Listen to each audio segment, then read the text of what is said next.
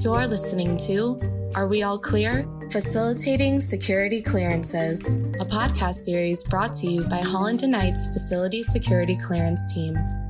Over the course of this series, our attorneys will help take the mystery out of obtaining and maintaining security clearances for government contractors throughout the business lifecycle. So are you ready to dive in and find out? Are we all clear? Welcome to the 14th episode of Are We All Clear?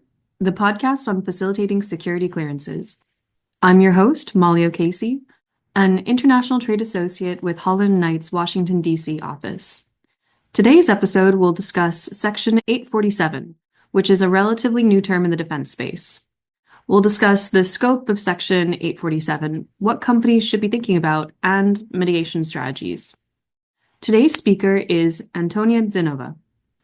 Antonia leads Holland & Knight's Committee on Foreign Investment and Industrial Security team. Welcome back to the podcast, Antonia. Hi, Molly. Thank you. Good to be back. Good to have you back. Before we get into the episode, I wanted to provide some general context on Section 847. Section 847 refers to Section 847 of the National Defense Authorization Act, or NDAA, specifically for fiscal year 2020. So what is the NDAA? Congress oversees the defense budget through the NDAA and defense appropriation bills. In fiscal year 2020, Congress passed Section 847 of the NDAA, which requires the Department of Defense to establish rules for mitigating foreign ownership, control, or influence, also known as FOCI, in companies working on non-classified defense contracts, subcontracts, or Defense Research Assistant Awards, where these contracts are valued at over $5 million. In response, on May 13th, 2024, the Department of Defense released DoD, which is the acronym for the Department of Defense, Instruction 5205.87, which is the first step in introducing Section 847 requirements and aims aimed at protecting the Department of Defense's supply chains and defense industrial base against adversary foci, which could jeopardize critical data, systems, or procedures. The Defense Counterintelligence and Security Agency, or DCSA, which is the agency entrusted with conducting FOCI reviews, have been busy hiring new staff that will be involved in these reviews, so we know that process is ramping up. With all that, Antonia, would you mind going into more detail about what the impetus was for Congress passing Section 847 of the NDAA in 2020? Sure. Thank you, Molly, for the introduction. And as everybody heard, this is focused on defense. And what drove Section 847 into existence? I think that we have been seeing a consistency among the last few administrations when it comes to defining the national security risks from a U.S. perspective. And there is bipartisan, I think, agreement in this area, which is rare in the last 10, 15 years. But in any event, everybody on Capitol Hill is in agreement that China is a consistent threat to U.S. national security. And so, not surprisingly, this is in the base of all of this. During the pandemic, what was revealed was that there are certain risks to our supply chains. And it started small with medical supplies, food supplies, toilet paper on some occasion, if you remember. But then there was a concern that, a lot of things kind of way too dependent on certain products that are coming out of China. Microchips is one particular example, specifically the elements that go into the building of microchips, like rare earths, rare minerals, etc. But some minor components that are used in general production as well.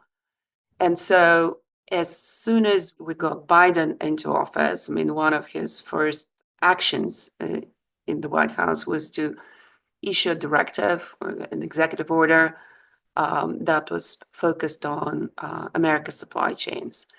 And this has been a consistent motive in his administration. There have been a lot of actions passed by this current administration, focusing on different aspects of supply chain. We can see, how this plays out. Foreign investment in the US, outbound investment of US companies, export controls of particular technologies, specifically microchips and quantum technologies, AI. But the focus has been like, okay, what is the weak point? And just to quote from a recent executive action, more resilient supply chains are secure and diverse. Characteristics of resilient supply chains include greater domestic production, a diverse and agile supply base, built-in redundancies, a reliable transportation system, secure critical infrastructure, adequate stockpiles, safe and secure data networks, reliable food systems, and a world-class, globally competitive American manufacturing base and workforce. Close cooperation on building global supply chain resilience with allies and partners who share our values will foster collective economic and national security, encourage innovation, and strengthen the capacity to respond to and recover from international disasters and emergencies. I know it's a kind of a long quote, but it's in the context of supply chains, but underpins certain themes that we have seen over the last few years and that have been the focus of at least two administrations in the last few years. I mean, that's regardless of who sits in the White House. And this focus is on creating some distance from China and rebalancing the relationship with China. I mean, depending on rhetorics used, you may hear decoupling, rebalancing, but in all cases, the idea is that, we have a geopolitical realignment, if you will, and we want to rely more on domestic production. And we've seen some of the policies with respect to Buy American and closer ties with our allies. And so, not surprisingly, this Section 847 comes to this background in the context of all this concern with China kind of being a risk to US national security. The stated goal of both the NDAA 2020 and the DoD instruction is to protect the Department of Defense supply chains and the defense industrial base of the US against adversary FOCI, foreign ownership, control, or influence, which has been the topic of your show. Right. And with the upcoming Trump presidency, I'm sure industry will be happy to hear that it's a bipartisan issue that's likely to be consistently implemented over the next few years. I think so. I mean, you mentioned that this initially was passed in NDAA 2020, which is actually the fall of 2019. And the instruction was published earlier this year in May. So you see that this has kind of overlapped two different administrations. So we don't expect that the Trump administration will reverse course. I mean, the two consecutive administrations have been very consistent, at least on the face of it. Right. You mentioned that Section 847 is intended to address risks in the supply chain and defense concerns. So, how does Section 847 function to address these concerns? What's the scope? So I just want to emphasize that this is still kind of in the preliminary stage. So we don't have a rule that has been published or introduced or implemented. So this is all speculative a little bit, just based on the NDA 2020 and the instruction that was issued this spring. But the basic framework is intended to work as a mechanism to mitigate FOCI in companies that will be working on DoD contracts. And I want to emphasize non-classified contracts, right? Because we already have a mechanism to address foreign ownership or control or influence in the classified world. So Section 847 will address DoD non-classified contracts, include subcontracts or defense research assistance awards, that are valued at or over $5 million. And a couple of key characteristics of the process as currently outlined in the instruction. DCSA, the agency that currently reviews FOCI in the classified world, will be the agency that will conduct the initial FOCI review and produce an assessment of the risk based on the existing process, right? I mean, it's going to follow its standard procedures. We expect that companies would likely have to complete an SF-328, which is certificate pertaining to foreign interests, similar to what we know from the classified world. The key here is that there is a requirement for detailed assessment of the beneficial ownership or any contractual or other arrangements of the contractor to detect FOCI issues very early in the contracting process. This is due diligence as part of the award process. So it's not at some point down in the future. And then the key difference with the FOCI mitigation of cleared contractors is that DCSA will conduct the review and issue the assessment, but it is the contracting authority that will decide on whether to implement any mitigation measures or what type of mitigation measures to implement. In other words, there is a split process in decision making, right? DCSA assesses the risk, the contracting officer makes a determination whether to introduce mitigation measures. And the most important thing here is that mitigation is optional and not mandatory, as is the case in the classified world. Right. So even though Section 847 is separate from FOCI, there seems like there's going to be a decent amount of overlap between the two regimes. So companies that have experience in FOCI are likely pretty well placed to address Section 847 requirements. That's right. I mean, the risk factors and the assessment are pretty much the same as we know them from DCSA practice. The mitigation measures to select from, if the contracting officer decides to implement mitigation, are the same mitigation measures.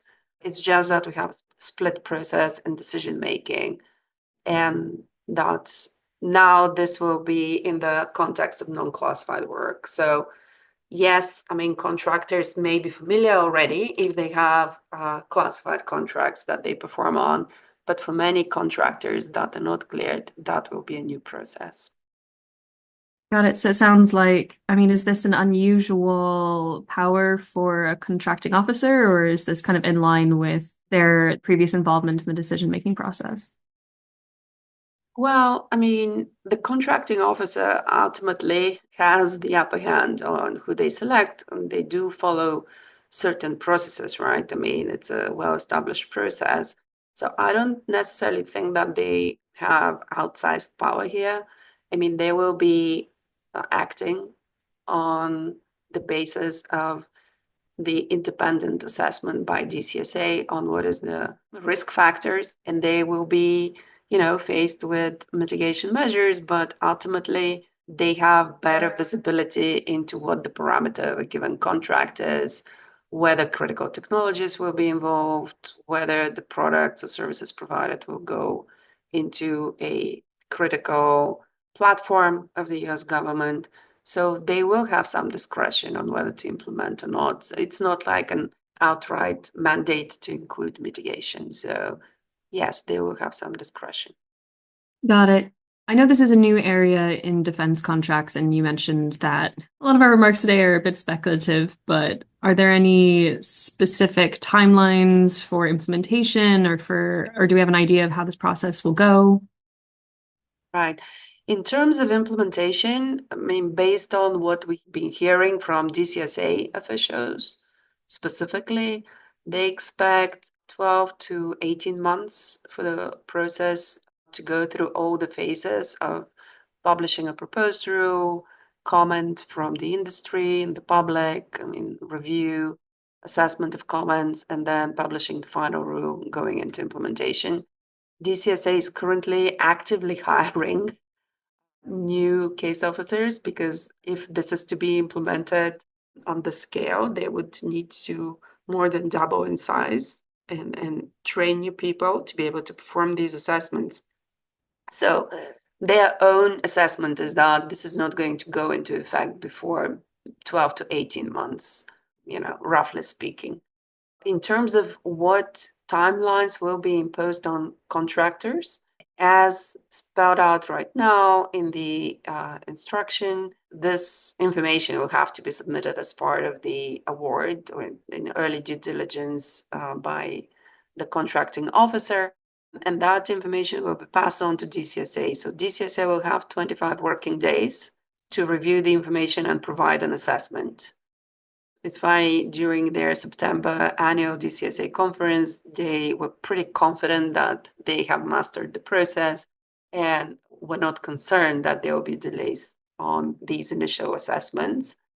And then once the assessment is out, it's the contracting officer that evaluates, determines whether to award the contract based on risks identified, whether to implement some mitigation.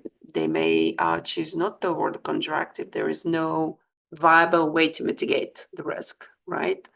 And once they issue the award and they request mitigation, the contractor will have 90 days from awarding the contract to implement the proposed or the required mitigation. So these are kind of some high level, I would say, parameters right now. We know from the FOCI cleared world, that classified world, that typically when there is a new foreign element, the contractor and the foreign parent, for example, will sign a commitment letter so that the foreign investment is approved. And then, the cleared company is allowed sometime to implement various mitigation measures. And it can span over a few months as long as they're working with DCSA. There is some flexibility there. So we assume that something similar will happen in the context of the non-classified DoD work. Right. And it sounds like industry has about 12 to 18 months to prepare for this process, and companies will have a chance to participate during the public comment period in its development.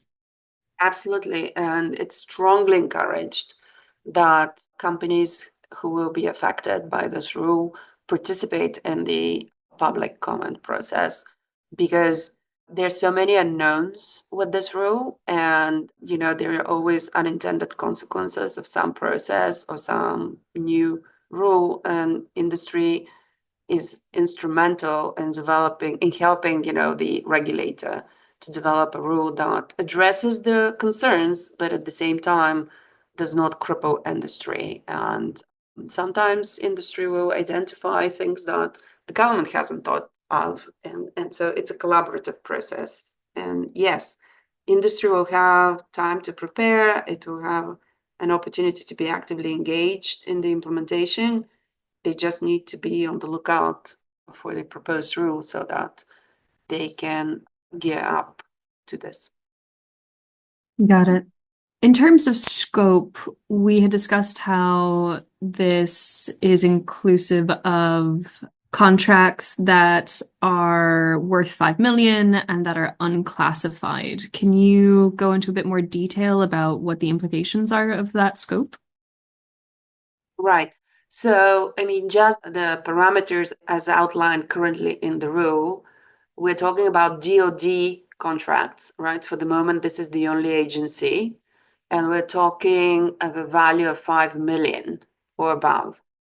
So a couple of points to consider here. And again, this is based on what we hear from DoD at this point, that it would be, on the face of it, a contract at 5 million or above, but it's interpreted to capture contracts that may be at a lower value, for example, 1 million, if there are options to extend and renew for 4 additional years. You're going to add those up, and this is how you're going to calculate value. And when you take this into consideration, that really expands the scope quite, because read this way, it will capture a lot of contracts out there. On the other hand, there are certain exceptions to what is captured, and specifically, contractors for commercial products or services are excluded unless the contracting officer determines that the contract involves a risk or potential risk to national security or a potential compromise of sensitive data, systems, or processes that might affect personally identifiable information, cybersecurity, national security systems. So, at least on the face of it, commercial products and services are excluded. I mean, what is a commercial product? It's an item that is typically used by the general public or non-governmental entities, and it may include general public use products, products typically used by the general public for non-governmental purposes. It may include products that have evolved or have been modified from such general public use products to the extent that, again, they're available on the marketplace. Commercial services are also excluded, and these are support services that include installation, maintenance, repair, other services for the supporting of commercial products, or marketplace services. These are services that are offered and sold competitively in large quantities in the commercial marketplace and based on established catalog or market prices for the specific task. So again, under standard commercial terms and widely available to the general public for commercial products. So at this point, these are the two exclusions. We'll see how this plays out when the proposed rule is published.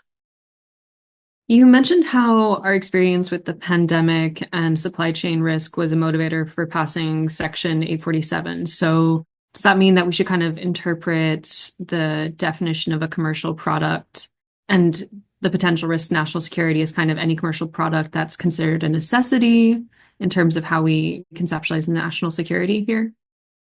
Well, I mean, we need to remember that it's DoD is the contracting agency here. And then the contracting officer has discretion in both ways, both to determine whether or not to impose mitigation, but also whether or not to exclude commercial products. So depending on the contract or on the context, the contracting officer may decide to add into the mix standard commercial products that we don't necessarily think as part of the defense system. Right.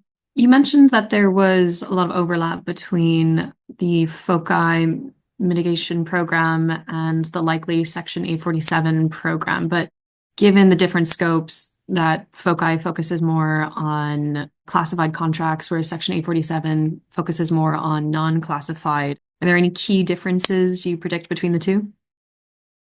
Yes. I mean, again, at a very high level and just based on what's been published so far, but the scope of this new rule of Section 847 is DoD non-classified contracts at 5 million or more. So we're going to have an assessment here on a contract by contract basis versus like in the classified world, we're just looking as to whether the company has any classified contract. It could be a very small value, right? And if there is one classified contract, the mitigation is imposed on the company as a whole, regardless of other non-classified work that they have. So that's kind of a key distinction here.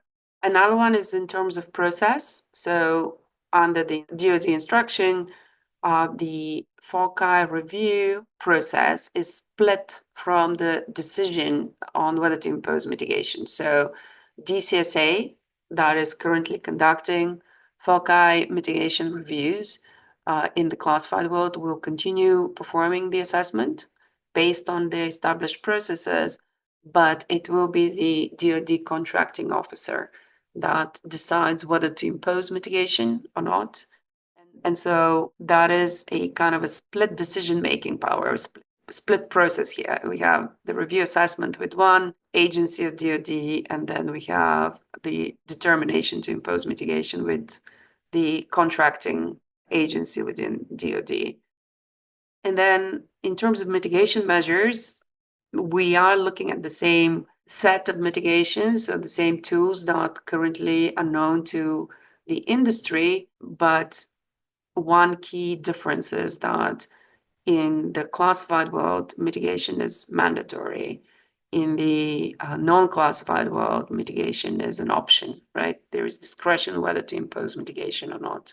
So these are some of the key differences between the two programs. The other one is that at the moment we're talking only about DoD non-classified work. When it comes to classified information, this spreads out beyond DoD. It covers the Department of Energy, it covers the Intel community. So the scope of FOCI mitigation in classified work is larger, both in terms of agencies involved, but also on smaller contracts. And it's imposed on the entire company for all type of work, right? Not only for classified work. Here with Section 847, we're talking DoD only for the moment, contracts above certain value, 5 million as it currently stands, and discretionary mitigation. Right. So if we had to break it down to bullet points, because Antonia, as you know, I love a bullet point. Okay. It's really that there's more limited scope. There's a split in the decision-making process between DCSA and contracting officers, and there's optional mitigation. That's right. Very good. Thank you. I love it. Yes.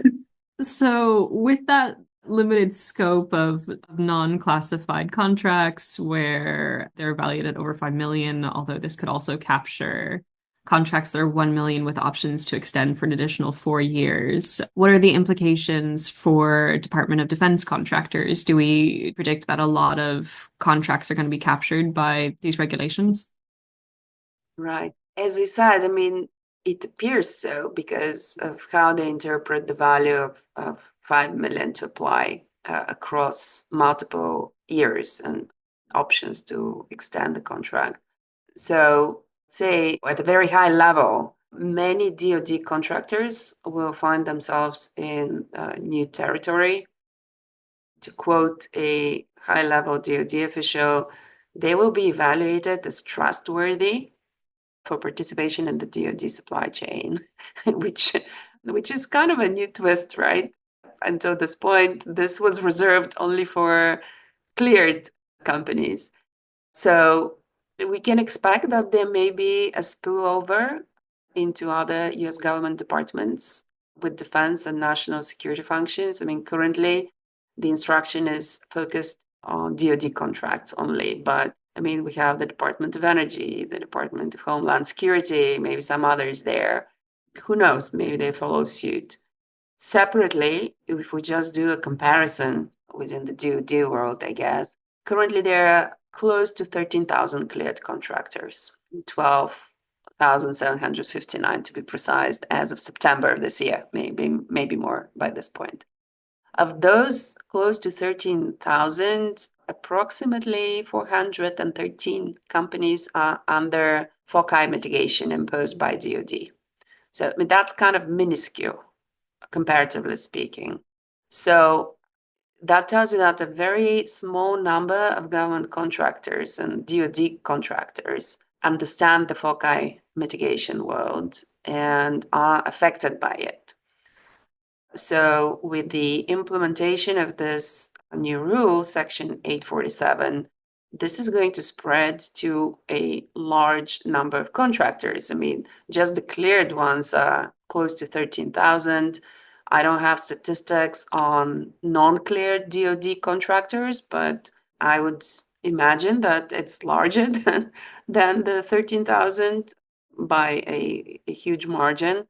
So there will be a huge effect for a large section of the DoD contracting community. There is time to get ready because we were told that there is a 12 to 18-month implementation period, but it's best to start getting ready now, start educating themselves on some of these concepts so that they're able to identify the issues early on. Another key point here is, I mean, we're talking about pre-award due diligence in DoD contracting. So I mean, just imagine this is done on every DoD contracts that hits the parameters, and they may already have FOCI mitigation because of their classified work or some other pre-existing non-classified FOCI mitigation that's imposed because of 847. But they would still need to submit the paperwork for every contract that meet parameters to be reviewed and assessed by DCSA, by the contracting officer. So the due diligence is done on a contract by contract basis, and that's huge. That is a key point to keep in mind. And the other thing, even if they already have some FOCI mitigation in place, based on the new contract that's added to their portfolio, they may end up with additional or different FOCI mitigation, right? Because again, it's not one and all, one and done. It's like on a continuous basis for every new contract. And the last thing, and I've said this a few times already, DCSA is conducting the review and providing risk assessment, but it is not making the decision. The decision will be with the contracting officer, and there is some discretion there on whether or not to impose mitigation. And so I would suggest that contractors just get educated on FOCI, what factors are being currently considered. Consider maybe if they are interested in continuing bidding on this type of work, restructuring their own supply chains early on, if that's possible, and get familiar with the terminology so that they can better describe those things in the paperwork that they will be submitting together with the bid for the contract. So there is time to get ready, but the time to start educating themselves is now. Right. And hopefully more information and statistics on how many non-cleared contractors and what types of products are captured with this become more available when the proposed rule is released, and companies can kind of use that to help organize their comments. That's right. I agree with that completely. Well, I appreciate trustworthy as a new standard. I'm sure it's a useful life standard that we can all rely on. We're talking about classified and DoD contracts, right? So Yeah. why should we bother with that? Yes. Well, thank you so much for coming on, Antonia. Absolutely. It's always a pleasure, Molly. Thank you. This area is full of acronyms. I'm not going to necessarily go too much into the acronyms we've already covered, which is DCSA, FOCI, DoD. But as a new acronym this week, we had the National Defense Authorization Act, or NDAA. Each episode, we ask our speaker to explain an acronym that featured in the episode with wrong answers only. Antonia, would you like to choose an acronym? Sure. I think it was kind of inevitable that it should be the NDAA, right? We haven't discussed this one so far. So I was thinking, given the context, I like new defenses against adversaries. I think that's very appropriate for Section 847. Very, very accurate. Thank you. Thanks, Antonia. Absolutely, Molly. I hope everyone has a great week. Thank you for listening to Are We All Clear? Facilitating Security Clearances, a podcast series brought to you by Holland & Knight. For more information on our facility security clearance team, please visit hklaw.com/FCL.